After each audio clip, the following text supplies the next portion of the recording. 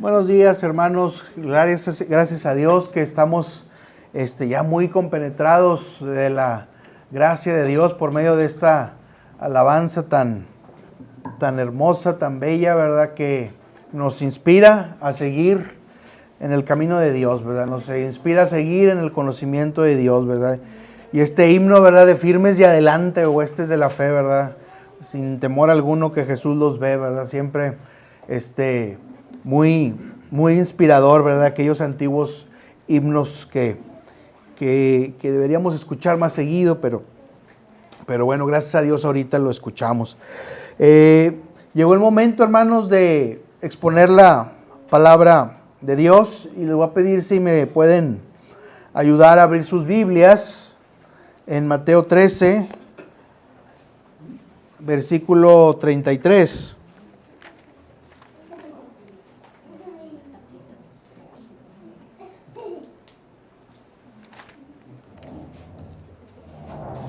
Muchas gracias, hermano.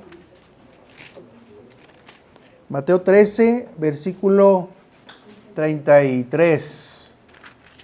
Ya todos ahí tienen sus Biblias, de preferencia, ¿verdad? No digo que esté mal el celular, pero es preferible a lo mejor la Biblia física, ¿verdad? Para ir teniendo más interacción con la palabra. Pero si ahorita tienen el celular, pues bueno. Mateo 13, versículo 33. Vamos a leerlo todos juntos, hermanos. Dice así: otra parábola les dijo: el reino de los cielos es semejante a la levadura que tomó una mujer y escondió en 3 medidas de harina hasta que todo fue leudado. Amén. Vamos a orar para poner en manos del Señor este tiempo. Señor, te damos gracias en este momento, Señor, en el que nos vamos a disponer a escuchar de tu palabra, Señor. Dirige este tiempo, que sea tu Santo Espíritu quien nos dirija, que sea tu Santo Espíritu quien nos ayuda a entender, que nos ayuda a comprender, que nos guía, Señor, en esta enseñanza. Que no sea yo, Señor, sino que seas tú, Señor, a través de tu palabra, quien dé enseñanza oportuna, semilla fructífera, Señor, a tu pueblo, Señor. Padre Santo, te damos gracias en esta hora y prepáranos de mente y corazón, Señor, para estar dispuestos a hacer tu voluntad, Señor, y llevar a cabo el compromiso que implica seguirte, Señor. Gracias, Señor, te damos en el nombre de Jesús. Amén. Bueno, fíjense que este pasaje es muy interesante, lo que acabamos de leer, porque habla sobre el Evangelio. Y normalmente dice ahí la levadura que tomó una mujer y lo puso en 3 medidas de harina hasta que todo fue leudado, ¿verdad? Pues la levadura yo creo que todos conocemos, ¿verdad? Que es esta como sustancia, ¿verdad? Que se pone en ciertos ingredientes y luego se fermenta ya todo, ¿verdad? Para diversos usos, ¿verdad? En la cocina o de más preparación de alimentos. La levadura normalmente en la Biblia es puesta como algo que contamina, ¿sí? Y que algo que corrompe. Aunque en este caso no es así. Y en este caso, la levadura el Señor la usa como un ejemplo de cómo se expande el Evangelio, ¿sí? Cómo el Evangelio va creciendo hasta llenarlo todo. Así como la parábola del grano de mostaza, ¿verdad? El reino de Dios es como un grano de mostaza que se siembra y crece el arbolote y hasta los pájaros, ¿verdad? Se alimentan de él. Va en ese mismo sentido. Entonces el mensaje del Evangelio se expande y se seguirá expandiendo de forma que imperceptible, sin darnos cuenta, por todo el mundo hasta que Cristo venga. Esa fue la gran comisión del Señor Jesucristo, ¿verdad? Y de hacer discípulos a todas las naciones. Entonces, en función de esto, la Biblia no solamente nos llama a simplemente esperar el cielo, ¿verdad? Morir y ya estar con el Señor. Ya recibí al Señor como Salvador y Señor. Bueno, pues a ver a qué horas, ¿verdad? Me parto de este tiempo, ¿verdad? Para pues ya estar con Él. No es ese el asunto. Dios nos llama, si en realidad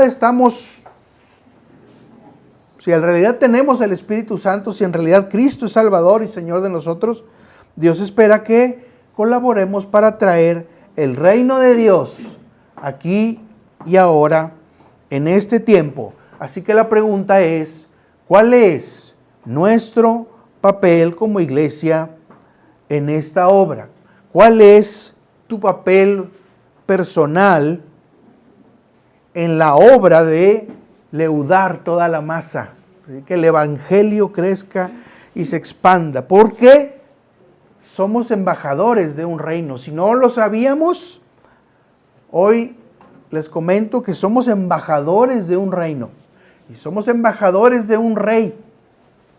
Tenemos una carta de presentación con los demás, que es una gran responsabilidad.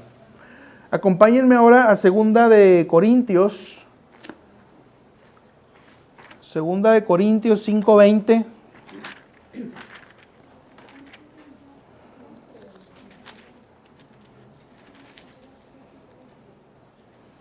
Segunda de Corintios 5:20. Vean lo que ahí dice.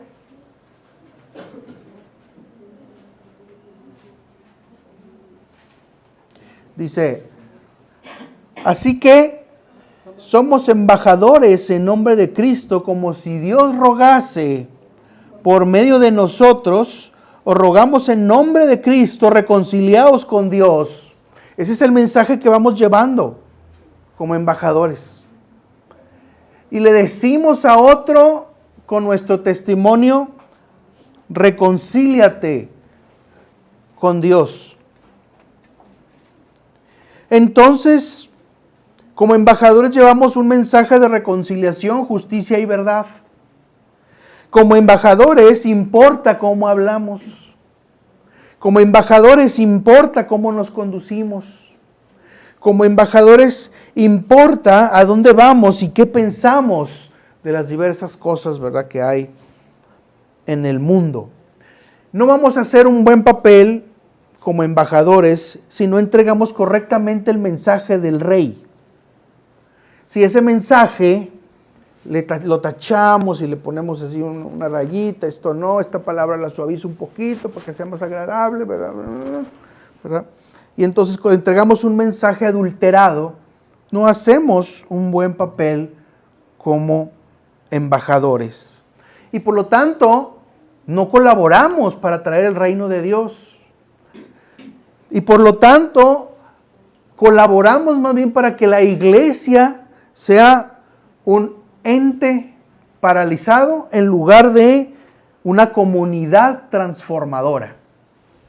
Estamos llamados como iglesia a representar el reino de Dios como una comunidad transformadora. Acompáñenme a Hechos 2.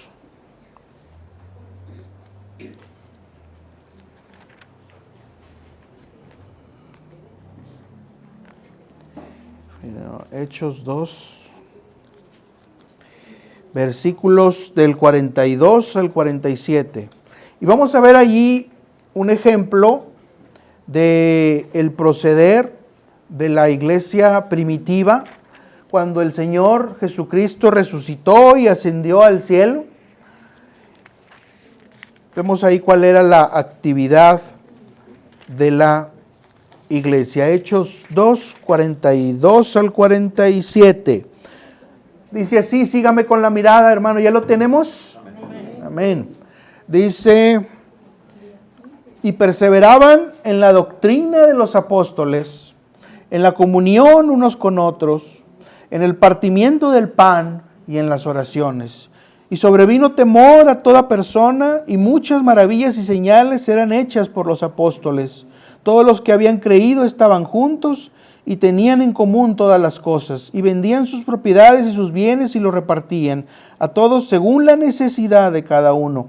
Y perseverando unánimes cada día en el templo y partiendo el pan en las casas, comían juntos con alegría y sencillez de corazón, alabando a Dios y teniendo favor con todo el pueblo. Y el Señor añadía cada día a la iglesia los que habían de ser salvos. Una iglesia transformadora es una iglesia que tiene favor de todo el pueblo.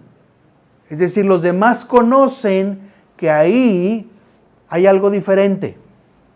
Los demás saben que ahí Dios se mueve. Los demás saben que ahí es un lugar donde se cambian vidas. Y dice, el Señor añadía cada día los que iban a ser salvos. Cada persona que era arrebatada del infierno era una persona que era transformada, porque esa era la función de la iglesia. Transformar a las personas mediante la oración, la comunión, la enseñanza, el partimiento del pan, el compartir, ¿verdad? Etcétera, etcétera. Entonces, la iglesia debe influir en el entorno donde está. Usted, hermano, hermana, debe influir, si tiene a Cristo en su corazón, en el entorno donde está. Como iglesia tenemos que influir en el entorno donde estamos. No nos podemos quedar estáticos. Y la transformación no es solamente individual, tiene que ser también colectiva. Y todos estamos trabajando hacia una misma dirección. Una iglesia transformada es capaz de transformar su entorno. ¿De qué manera, hermanos? Esta es la pregunta. ¿De qué manera contribuimos o contribuyes a esa transformación? Una iglesia transformadora no se encierra en las cuatro paredes. Una iglesia viva no se encierra en las cuatro paredes. Sale, tiene la capacidad de salir para mostrar a otros la bondad de Dios, la invitación, el llamado de Dios en el Evangelio. Porque déjenme decirle que la iglesia tiene un ministerio profético, ¿sí? Y aquí por profético no me refiero a la capacidad de saber el futuro. No me refiero a eso. Me refiero a otro aspecto del ministerio profético, que es la denuncia de la maldad. Acompáñenme a Isaías, ahí veremos un ejemplo de esto. Isaías 58. Isaías 58, del 6 al 8. Fíjense, en el contexto de este pasaje, el profeta se está quejando de que los hebreos, muy cumplidos en los ayunos, pero su comportamiento, su ética, dejaba mucho que desear delante de Dios, ¿sí? Entonces Dios los reprende por medio del profeta Isaías y les dice estas palabras, ¿sí? Dice, ¿no es más bien el ayuno que yo escogí desatar las ligaduras de la impiedad, soltar las cargas de opresión y dejar ir libres a los quebrantados y que rompáis todo yugo? No quiere decir que ya no ayunamos, ¿verdad? Sino que una cosa debe ir acompañada de la otra, ¿sí? Dice más el siguiente versículo, el 7, no es que partas tu pan con el hambriento y a los pobres errantes albergues en tu casa, que cuando veas al desnudo lo cubras y no te escondas de tu hermano. Entonces nacerá tu luz como el alba y tu salvación se dejará ver pronto e irá tu justicia delante de ti y la gloria de Jehová será tu retaguardia. Vemos aquí la dinámica. Este es el aspecto profético, la denuncia del pecado, la denuncia de lo que está mal, la denuncia de la corrupción, la desigualdad y la violencia. Y aquí no me estoy refiriendo necesariamente a una denuncia en el ministerio público, ¿verdad? ¿Sí? Aunque tal vez habrá necesidad de hacerlo alguna vez, pero no me estoy refiriendo principalmente a eso.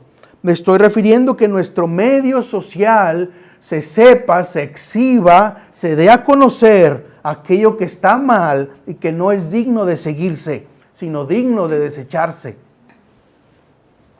Esa es la misión profética de la iglesia. Por eso a la iglesia en muchos países les cae gorda la verdadera iglesia. Porque señalan el pecado, señalan la maldad de la sociedad. Justo ahora, este fin de semana se pone a consideración en el Congreso una ley en donde se puede dar pie a censurar las redes sociales. Obviamente ya saben quiénes están detrás de esto, ¿verdad? Etcétera. Pero se trata de controlar aquel discurso que no me gusta, ¿sí? Por parte del gobierno. No sé si lo sabían, pero el día de mañana se pone eso a votación. Y en el estado en el que está nuestro Congreso, pues ya van a saber más o menos el resultado. Y alguien puede decir, pues la libertad de expresión, ¿qué? Pues sí, pero la libertad de expresión implica la libertad también de religión. Va unido a eso. ¿Pero qué puedo hacer yo? Cada quien su rollo. Yo no puedo hacer nada. Yo, pues a mí nadie me conoce, ¿verdad? Pues soy una persona desconocida, sin influencia. Pues para empezar puede orar por el país. ¿Cuántas veces ha orado por el país para que sea estorbada la maldad? ¿Cuántas veces ha orado para que en este país reine e impere el Evangelio en toda la nación? Eso es algo y bastante que influye a nivel espiritual. Ahora, si tiene acceso a un niño, pequeño, vacúnelo. Vacúnelo contra las ideologías nocivas que el día de hoy se están proponiendo. Enseñe a ese niño la palabra de Dios. No se trata solamente de inglés y matemáticas y educación sexual en un buen colegio. Se trata de enseñar valores al niño que sean permanentes y que le ayuden a tener un sendero sano en su vida, de tal manera que cuando llegue la idea nociva pueda tener elementos y armas para decir no. Porque si usted no lo hace, si usted dice, ay, allá que él decida cuando sea grande, yo no me meto en broncas, va a haber otros que sí se van a tomar la molestia de venir con su hijo y decirle, mira, esto. Se va a vislumbrar. Enseñe valores a sus hijos, enseñe valores en su entorno, porque si no lo hace, otros lo harán por usted. Comparta en las redes sociales el Evangelio. Si tiene redes sociales, comparta el Evangelio ahí. Apoye organizaciones que luchan por la verdad, por la familia. No, es que yo no conozco ninguna, pues nomás métase a internet y póngale en el buscador cualquier tema de los que están ahorita atacando a la familia, póngale cualquier tema y le van a salir un montón de organizaciones que están ahí. Pues de perdido ayúdelos ahí con un like, con algo, ¿verdad? Podemos hacer algo como cristianos, como sociedad, y que nuestra voz sea escuchada, porque la iglesia es un cuerpo activo de Cristo. Acompáñenme a Romanos.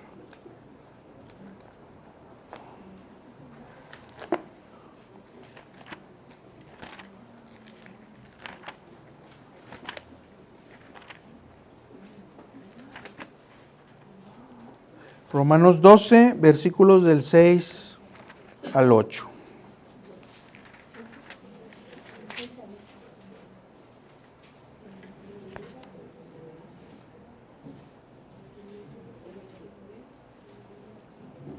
Del 6 al 8. Fíjense, dice, de manera que, ya lo tenemos ahí, Romanos 12, del 6 al 8. Dice, de manera que, teniendo diferentes dones, según la gracia que nos es dada, si el de profecía, úsese conforme a la medida de la fe, o si de servicio en servir, o el que enseña en la enseñanza, o el que exhorta en la exhortación, el que reparte con liberalidad, el que preside con solicitud, el que hace misericordia con alegría. La iglesia es el cuerpo activo de Cristo. ¿En qué cosas, por ejemplo, por poner un ejercicio, se puede colocar usted aquí? En el servicio, en la enseñanza, en la exhortación, en dar, en ser misericordioso, etcétera.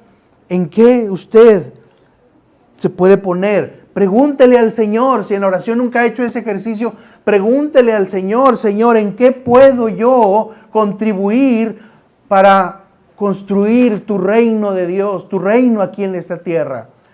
El Padre nuestro dice, venga a nosotros tu reino, hágase tu voluntad, así en la tierra como en el cielo.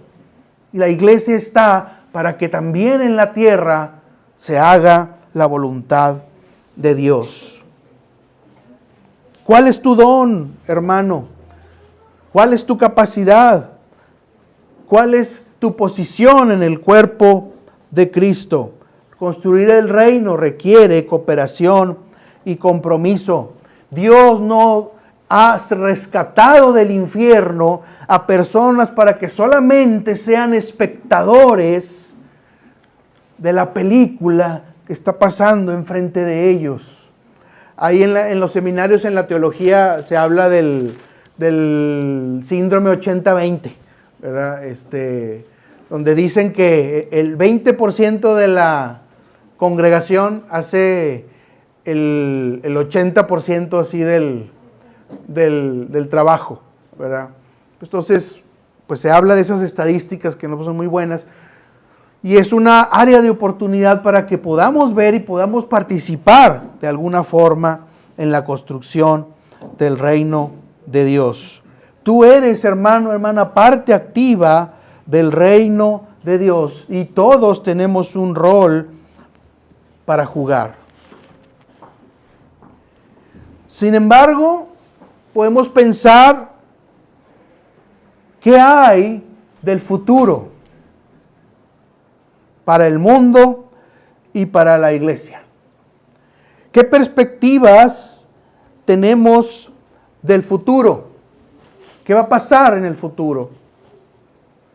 Muchos predicadores, se los pueden encontrar por ahí por las redes, van a hablar y nos han condicionado para pensar en que todo va a ir mal. Todo va a ser una tragedia. Guerras, muertes, asesinatos, pobreza, corrupción, calentamiento global, crisis, colapso económico, armas nucleares, la guerra de Rusia, el anticristo, persecución, y agréguele ahí todos los males que desee. Y que los medios nos están constantemente bombardeando. Entonces, ¿qué se espera del futuro? Y algunos dicen, es que Apocalipsis lo revela. Ahí dice que todo se va a ir por un tubo y va a ser un desastre. Apocalipsis no es un libro para asustar. Apocalipsis no es un libro para fomentar miedo y paranoia. Apocalipsis es un libro de inspiración. Profetiza hechos que ocurrieron en el primer siglo y han quedado como registro para que nosotros aprendamos de allí que Dios está en control de la historia, que Dios está en control de las cosas. no para predicar, para ser heraldos de tragedia y fomentar la parálisis de la iglesia entre todos. La iglesia tiene un futuro.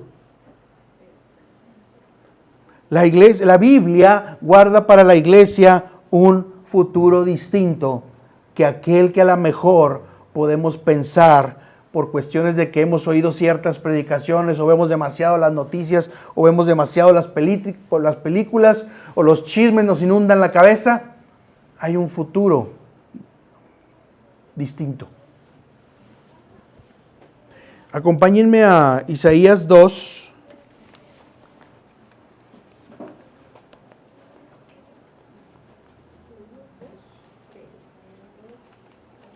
Isaías 2, del 1 al 4. Y lo que vamos a leer ahí, hermanos, es el futuro de la iglesia y del evangelio. Dice, ¿ya lo tenemos? Amén.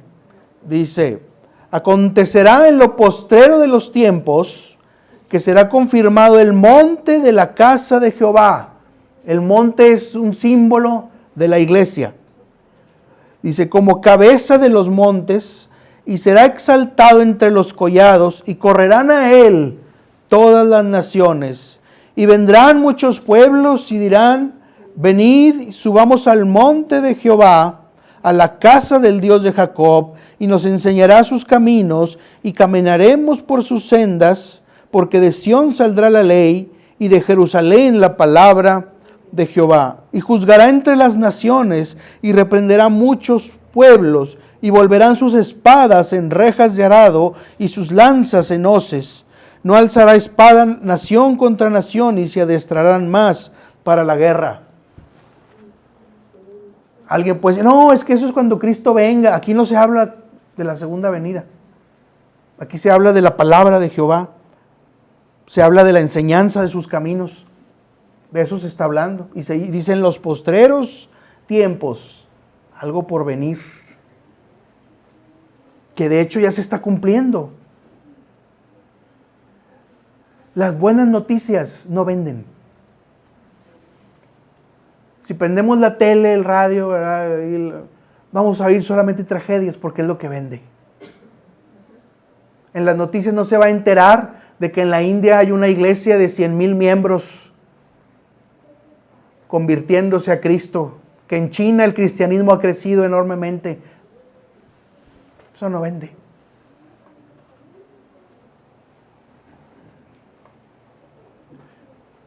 Ese va a ser el futuro de la iglesia.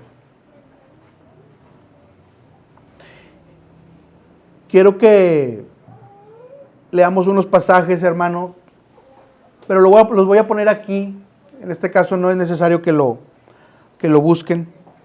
Lo voy a poner aquí para que reflexionemos rápidamente en lo que la palabra dice que le guarda a la iglesia, lo que le espera a la iglesia. Salmo 2:8 dice así: pídeme y te daré por herencia las naciones y como posesión tuya los confines de la tierra. Es una profecía donde el salmista le está hablando en la persona de Cristo. El Padre le dice a Cristo: pídeme y te daré por herencia las naciones y como posesión tuya los confines de la tierra. Este mundo es del Señor.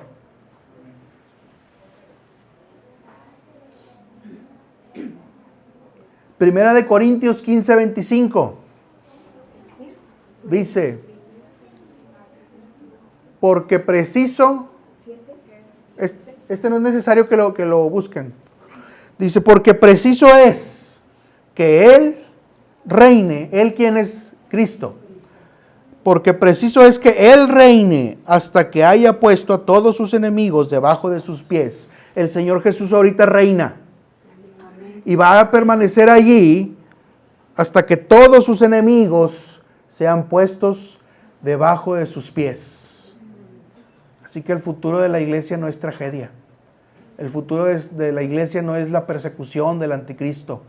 El futuro de la iglesia es que el Señor Jesús, usando el evangelio, y a su pueblo, va a poner a sus enemigos debajo de sus pies, y ahí entonces Él vendrá por una iglesia gloriosa, una iglesia en victoria, una iglesia vencedora.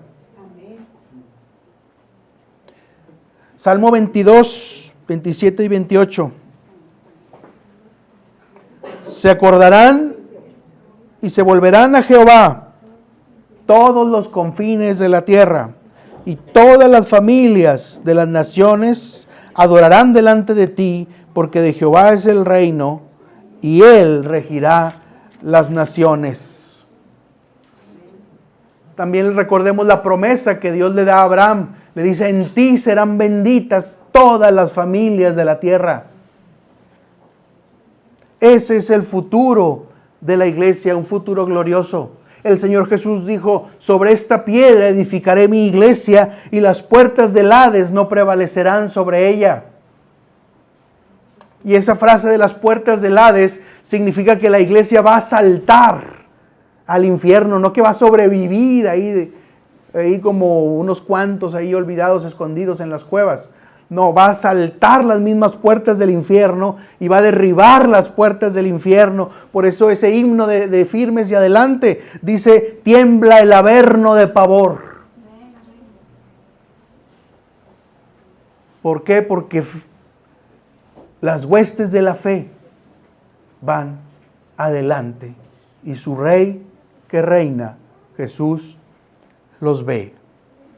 Ese es el futuro de la iglesia, ese es el futuro glorioso, ese es el proceso en el cual el Señor nos está llamando a ser parte, a poner nuestro grano de arena, a poner nuestra participación en Él, empezando desde la oración, para poner alto a la maldad que tanto está carcomiendo a nuestras sociedades. Hermano, hermana, el reino de Dios está siendo construido ahora mismo, a pesar de muchas malas noticias. No se deje arrastrar por las malas noticias. Sí, el mundo está mal, hay muchos problemas, hay muchas cosas, pero no es lo único que pasa. Dios sigue obrando, Dios sigue actuando, Dios sigue levantando, Dios sigue rescatando gente del infierno, Dios sigue transformando familias, Dios sigue restaurando matrimonios. Y el Señor permanecerá reinando hasta que todos sus enemigos sean puestos como estrado de sus pies. La pregunta es que si somos parte de ese proceso o si queremos ser parte de ese proceso. El Señor nos invita a ser parte de la construcción del reino de Dios, porque todo va encaminado a un futuro glorioso para el Evangelio, no a una tragedia, no a una película de destrucción, no a una película de Hollywood ahí que habla de dejados atrás y los que se quedaron ahí siendo víctimas del anticristo. La iglesia espera un futuro glorioso. El reino se manifiesta cuando la iglesia brilla en la oscuridad, cuando sana al quebrantado, cuando proclama las buenas nuevas de salvación y cuando actúa con poder desde lo alto. Vamos a orar, hermanos, acompáñenme a reflexionar. Los que puedan físicamente ponerse de pie, ¿verdad? Háganlo, por favor.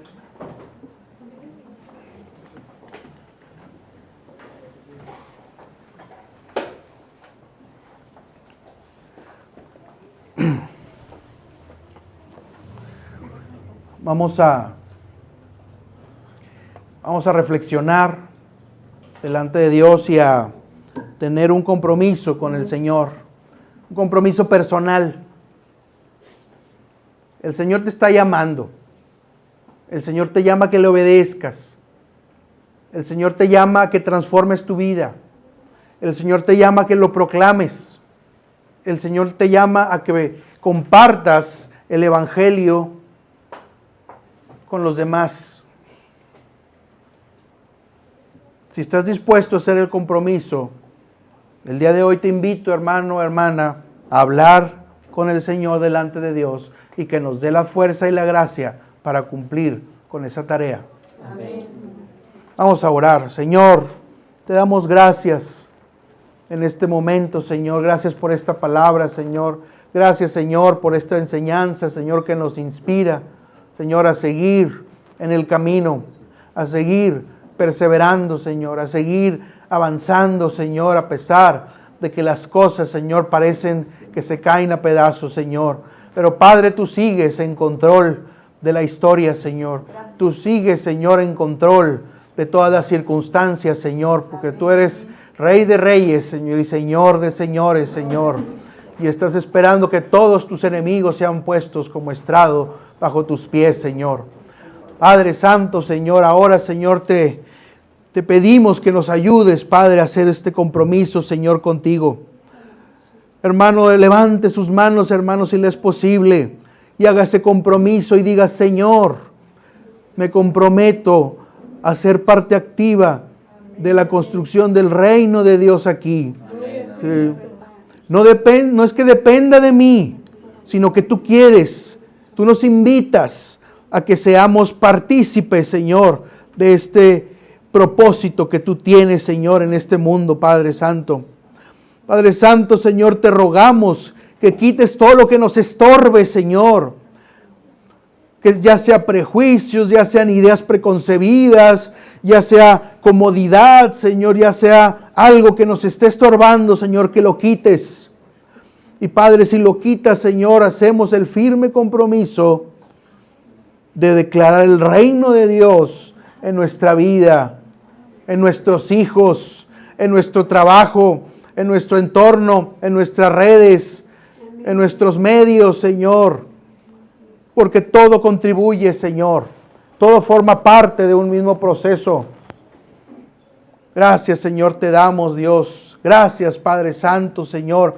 Perdónanos, Señor, si hemos sido descuidados. Perdónanos, Señor, si hemos estado, Señor, negligentes, Señor, a lo que tú nos has llamado, Padre Santo. Porque no hay nadie inútil. No hay nadie que por edad o circunstancia sea inútil. Todos pueden participar en este llamado de la construcción del reino de Dios, Señor. Gracias, Señor, te damos, te bendecimos, Señor, te alabamos y te glorificamos, Señor. Y Padre, acuérdate de los niños, acuérdate de nuestros hijos, Señor. Acuérdate, Señor, de los nietos, Señor. Padre Santo, Señor, el mundo está deseoso de pervertir, Señor, sus conciencias. Permite, Señor, que el Evangelio sea asentado en sus mentes, en sus corazones, que tu palabra sea la ley que impere en sus corazones, Señor. Nos comprometemos, Señor, a educar a nuestros hijos en la ley de Dios, en la ley del Evangelio, Señor, de forma genuina, no de forma diluida, Señor, porque, Padre, el futuro está en manos de los niños. El futuro está en manos de los jóvenes y el futuro es lo que les espera a muchos de los jóvenes hoy en día, Señor. Una semilla germinada puede cambiar muchas cosas. Gracias, Señor, te damos por la iglesia, Señor. Sigue bendiciendo la iglesia, la puerta estrecha, Señor. Bendice, Señor, la iglesia. Capacítanos, Señor, para hacer las actividades que tenemos que hacer. Y si un momento podemos aumentar, Señor, la capacidad, ayúdanos, Señor, para proclamar el Evangelio, Señor, afuera. Para ir a los hospitales, para ir a la alianza, Señor, para ir a otros lugares, Señor, donde tú nos llames y abras las puertas, Señor. Gracias, Señor, te damos. Bendice, Señor, esta iglesia. Bendice a aquellos que no pudieron estar ahora con nosotros, Señor. Te agradecemos, Señor, todo. Padre Santo, Señor, permite que esta semilla dé fruto. Permite, Señor, que esta enseñanza sea fructífera en nuestros corazones. Te lo rogamos, Padre Santo, todo en el nombre precioso de tu Hijo Jesucristo, quien vive y reina por todos los siglos. Amén. Amén.